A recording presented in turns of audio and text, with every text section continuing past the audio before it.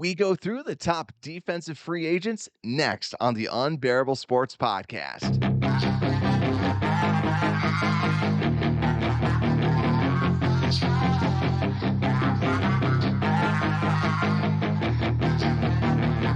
Yeah, she's got some nice long hair. Welcome back to the Unbearable Sports Podcast. I'm your host, Brad Barron, and welcome into another episode of us breaking down these remaining free agents. Like I said, we've done so many free agent episodes because we got to build this team. We got to build this team up, and there's still some good talent, and hopefully we're not done building quite yet.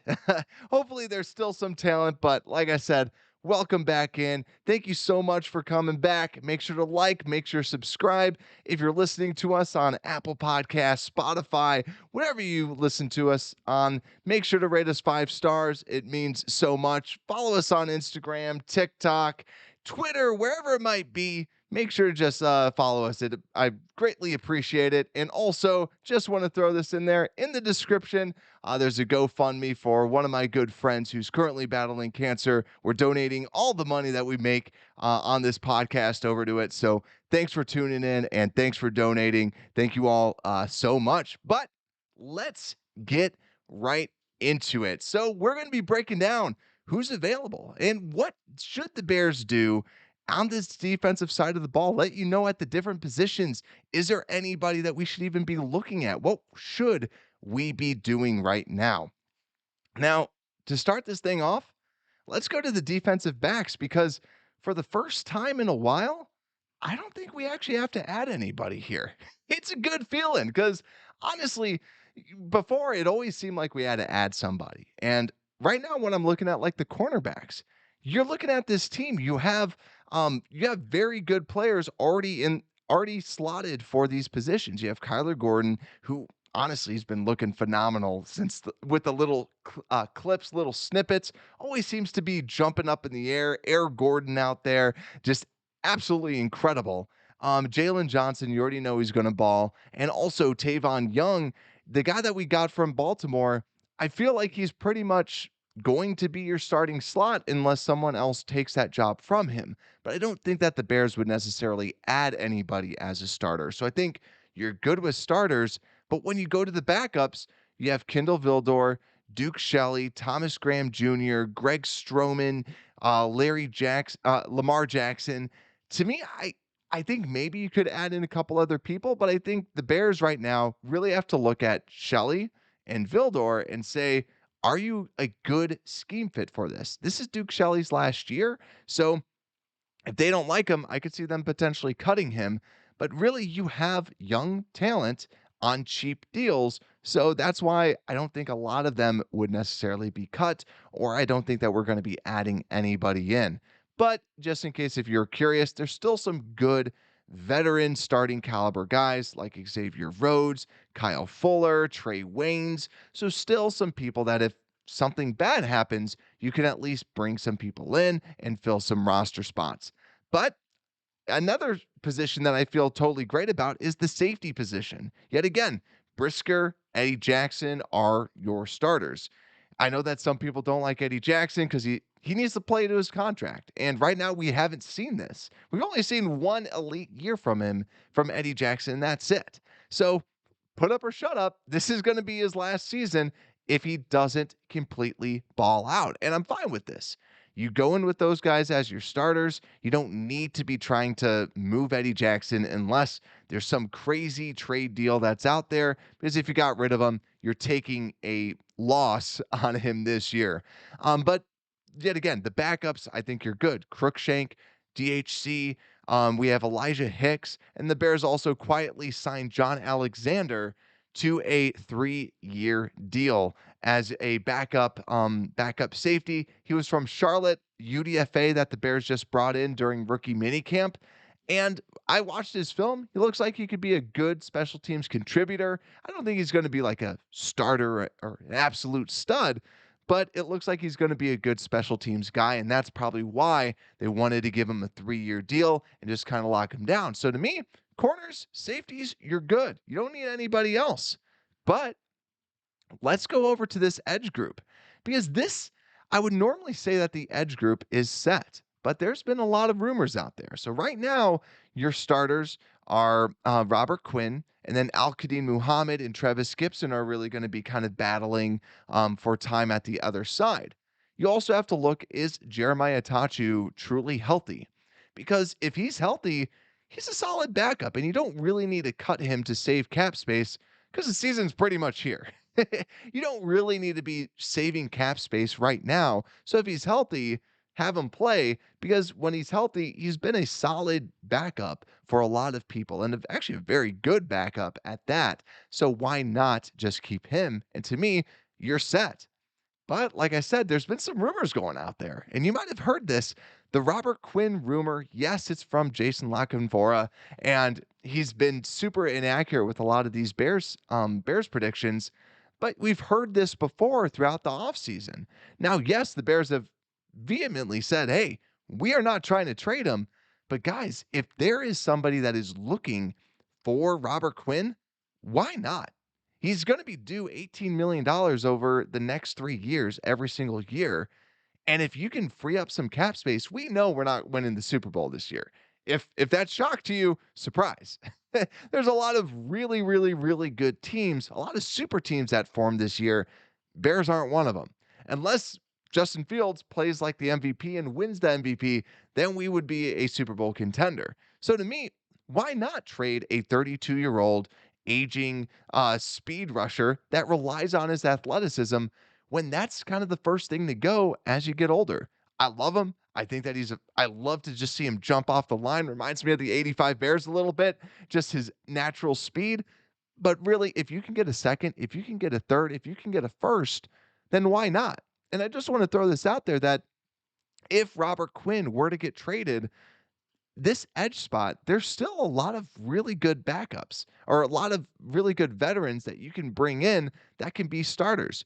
JPP, for one, has played fairly well. Ryan Kerrigan, Justin Houston, Carlos Dunlap, Carl Nassib, all these players have been fairly decent. Tack McKinley is young. I wouldn't bring him in, but still, you're talking about JPP, Justin Houston. Those guys have good production. They've shown that they've been pretty good. So if you are moving on from Robert Quinn, why not bring in a player like that? I think that those guys are good. There's like I said, there's just some good people that you can still bring in. And how big of a jump is it from Robert Quinn to JPP, especially since Robert Quinn probably is not going to have the same season that he did last year. If he gets double digit sacks, it's still a very productive season. And that's kind of what I'm expecting if he's playing at the same level. So to me, I wouldn't mind if we traded him, but I wanted to at least bring up that there's still some depth if that trade were to happen. You're not left abandoned. Now, Al-Qadim Muhammad and Travis Gibson are your starters. You could at least bring somebody else in. And that's why it might be a really good move for the Bears to trade him, get somebody who's slightly worse, but still free up a lot of cap space for the following season when you really can then become that Super Bowl contender. Um, but now let's actually go to the positions that we probably need to start looking at some people to bring in. And guys, this position group, I just shake my head and I'm like looking like there's got to be a way to fix this. And it's the defensive interior. Like very quietly, we lost all three starters. We lost Akiem Hicks, we lost Eddie Goldman, and we lost Bilal Nichols. Now I know that Eddie Goldman has been thoroughly disappointing the past couple seasons, and also Akiem Hicks has been banged up. But Bilal Nichols, I'm not a big Bilal Nichols fan, never have been, but he's at least been solid. He's at least been a contributor and just been the most like okayest as the most underwhelming starter that you could have out there. He still is a starter, but he's a good player. And to me, you don't have him anymore. Like you don't have those three guys, and now you're trotting out Angelo Blackson. You're trotting out a Justin Jones. Justin Jones is a solid player, but him and Blackson, are you really feeling confident about that? Blackson might have turned it on towards the end of the season, but are you really confident with that? Are you confident with Mario Edwards Jr.? You're hoping that he has a bounce back season because 2 years ago played phenomenally. Last year really regressed, and Kairos Tonga, he's got he's got some talent. He definitely showed it for a seventh round pick. But to me, if he's starting, if he's your kind of starting Spice Adams role, the big guy that's taking on two blocks, I'm not necessarily loving that. So to me, is there anybody that we can bring in to solidify this spot, to kind of make this team better? And sadly, the answer really is not there. If you're looking at this, there's Brandon Williams, Ndamukong Suh, Linval Joseph, Starla Tulale, Malik Jackson, Sheldon Richardson, Gerald McCoy. A lot of these guys are very old, very washed up. I don't love it if you bring in any of these guys, to be honest. I think Sheldon Richardson, to me, would be the number one. He's 31 years old, and when he's out there, he has shown a lot more spunk, a lot more high end play than all the other ones that I've listed out. But I got to also bring up two guys that have been on the top of the Bears' minds, and that's Larry Ogunjobi and Akiem Hicks. Now, I want to start with Larry Ogunjobi. It's unfortunate that he's not a Chicago Bear because if you're talking about this defensive interior and you're saying Ogunjobi and Justin Jones are your starters, I'm feeling probably pretty good about it. I'm not in love with it, but I'm feeling good about it. And Angelo Blackson as your backup, Edwards as your backup, Tonga as your backup, you're feeling good. Maybe one of those guys got cut, but still, it's a good room. And it's unfortunate that he just wasn't healthy enough. Now, I know that there's been rumors swirling that he could potentially be back with the Bears, but I just don't see it because, yet again, he wasn't signed because he failed a physical. Now, what we don't know is, did he fail the physical and they said, we're not paying you that amount of money? We're not paying you multi-millions of dollars for your health right now? Or are they saying, hey, you just aren't healthy enough to play for the Chicago Bears? Because chances are it's that one. So to me, he's not going to be coming back because he's not healthy enough to play for the Chicago Bears. And honestly, if he magically becomes that, does he really want to sign with the team unless he's really gung ho about signing with the Bears? Unless he's always wanted to be a Bear, I could see him coming back. But I'm not putting my eggs in the Ogunjobi basket. I'm not raising my hope that he would be a Bear maybe next year, but I wouldn't say for this year. And Akiem Hicks, it'll be interesting. To me, Akiem Hicks is by far the best player out there. And yes, I know he's been injured, but when you're looking at this list of people, a lot of these guys have been banged up. And to me, I'm going with the guy that when he's been out there, he's been by far the best out of any of these guys on that list, and that's Akiem Hicks. So to me, I would love to see him back with the Chicago Bears. I think the biggest question is, does he want to be with a new regime? I think that's a big question. Does he want to be a leader for this new regime? That's the big question that he needs to figure out if he wants to be back with the Bears. And if the Bears want to bring him back, that's something that they have to ask themselves. Do we think he's going to be a leader for us, or is he going to be one of quote unquote Vic's guys rather than one of Eberflus's guys? Something just to be on the lookout for. We saw this with Tressman when he came in. Lance Briggs always talks about Lovey's guys, and they really didn't like Tressman. So a lot of people didn't like Tressman, but it didn't help that you had these leftover Lovey guys. So something to just be thinking about with this overall team.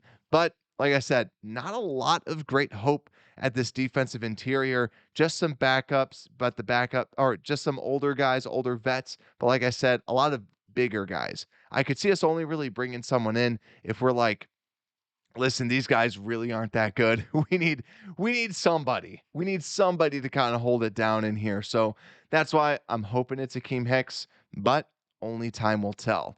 Let me know what you guys think because this interior spot is really confusing and really difficult. There's also Danny Shelton who's available, 28, a big nose tackle type of a player. And he's had some up and down years, really some down years the past couple of years, but I still like the idea. Maybe you can bring him in. Maybe you can kick the tires on him because he's got a little bit more upside than the other players that are out there.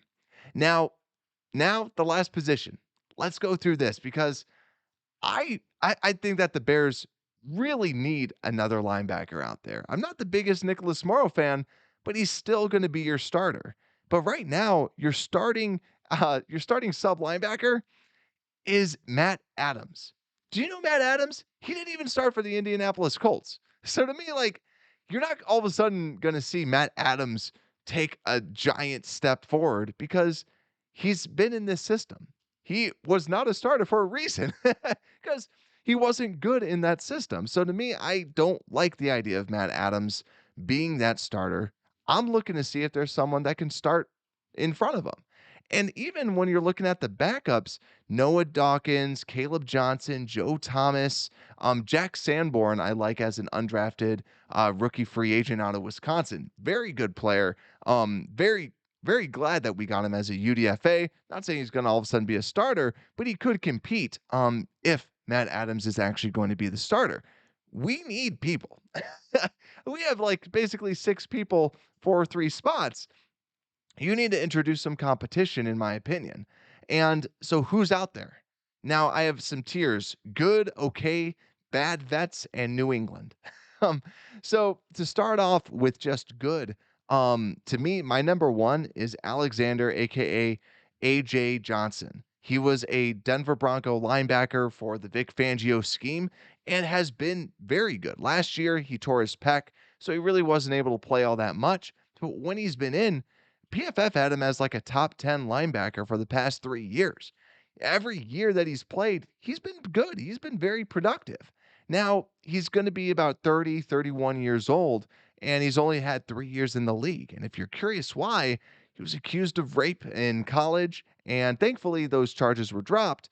But unfortunately, it cost him 4 years of his professional career. And that's why you saw him come in when he was basically 27 and into the league. So a lot of time passed, but since he's been in, he's been very good. So why not kick the tires on him? Because if he's more in the box, have him play that sub linebacker. To me, yes, you don't play majority of your snaps out of your base defense anymore, but you're still playing like 1/5 or 1/4 maybe of those snaps. So why not get a big upgrade? And heck, if he comes out and balls out, you can just have him replace Morrow because you should just have the best linebackers out there. Morrow's still a good coverage guy, but it is someone, why not? Why not kick the tires on him? But the next kind of guy in my good tier, this is definitely very scheme specific. Anthony Barr, linebacker out of Minnesota. He's 30 years old, but the biggest issue is he's a schemed up weapon. He's really only played in Minnesota in a specific type of defense. And honestly, when he was coming out, he was more of a pass rusher, but they found a spot for him in this Minnesota defense. Very up and down guy. And that's why I think, too, if he is your Sam linebacker, I like him as that kind of. It's a 4-3. It's most likely going to be a run. I think he can play downhill. So I don't mind it, but you just have to ask, can he fit in this scheme? Do you think you can actually use him? Because a lot of people are saying we can't. So that's why a lot of people have not jumped on Anthony Barr to try to sign him. But now we're going into like my okay tier. And to me, this is kind of like the okayest, the epitome of okay linebacker. And that's 30-year-old Joe Schobert. Joe Schobert bounced around from the Jags, from the Browns, and another Wisconsin linebacker, just like Jack Sanborn. Schobert has just been the epitome of okay. Anytime that he's out there, anytime that he's the linebacker, you're like, oh, they got Joe Schobert. He's pretty good. He's pretty okay. So yet again, I like him because he is a solid player. He can play for a good defense. And to me, why not?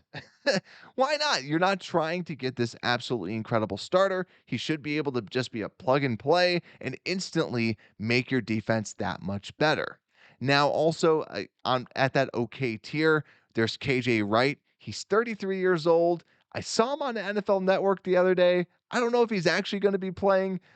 He's still listed as not retired, but he's also only played in Gus Bradley's system and he's played well in it. Now, we might be playing more of a cover three, just like Gus Bradley. So he might be somebody that could be a good fit, but it's a little bit nerve wracking when he's only played with the same guy and he's 33 years old. So he might not want to learn any new tricks. But still, just someone to at least list out there. And my last okay tier is Quan Alexander.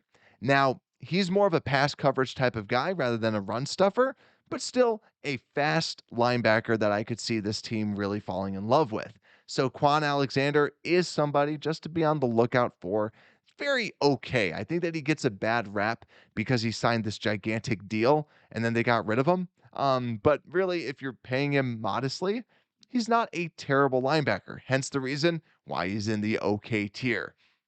Now, before we go to the bad vets, I do just want to call out the New England tier. Now, for this New England tier, I have two guys because they're from New England, Jamie Collins and Donta Hightower. Both good linebackers, but both linebackers that have only played in New England systems. And every single year, they always go back to New England or they always go back to another New England system. Would they sign with the Bears? Most likely not. But they have shown good production if they were to go anywhere besides New England. Are they? Most likely not. But wanted to call them out because it would be nice to see Donta Hightower as like a run stuffing specialist for the Chicago Bears, but probably will just go right back to New England. But our last tier, our final tier for these defensive free agents are the bad vets, as I dub them, where every single year they just don't do that well. And that's John Bostic. Yes, the same John Bostic that we drafted all those years ago.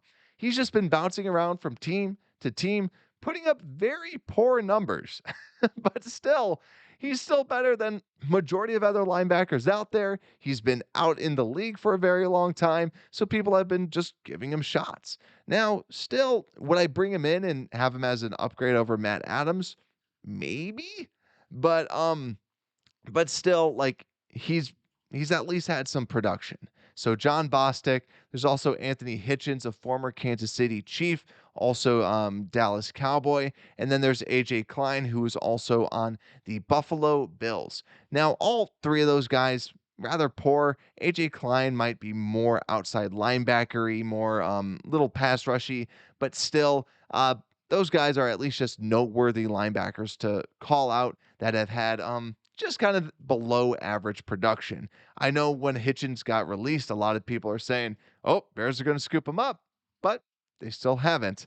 So to me, if I'm the Bears, at least, if I'm looking overall with this defense, first off, I'm feeling confident. I'm feeling good that I don't really have to add any defensive backs or edge players unless we traded Robert Quinn. But then defensive tackles, I'm trying to re-sign Akiem Hicks. I'm seeing if he's interested.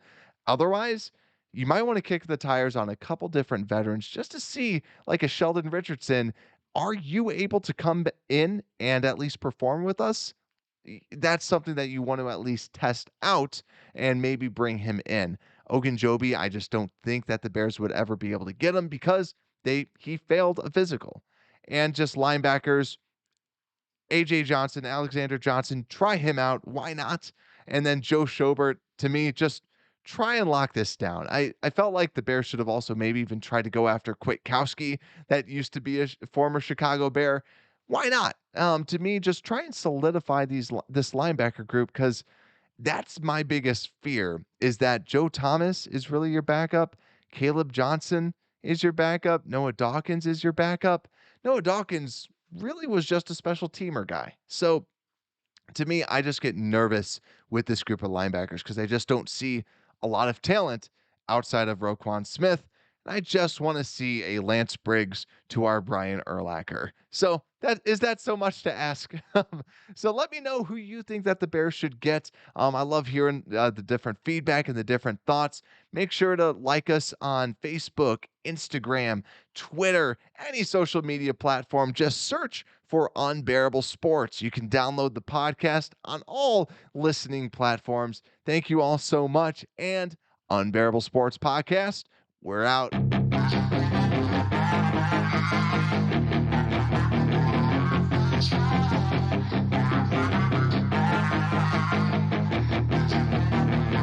Yeah, she's got some nice long hair, and you know that she's a bad chick. Thank you for listening to this Belly Up Sports Podcast Network product. Some said we go belly up, so we made it our name, and we're still here.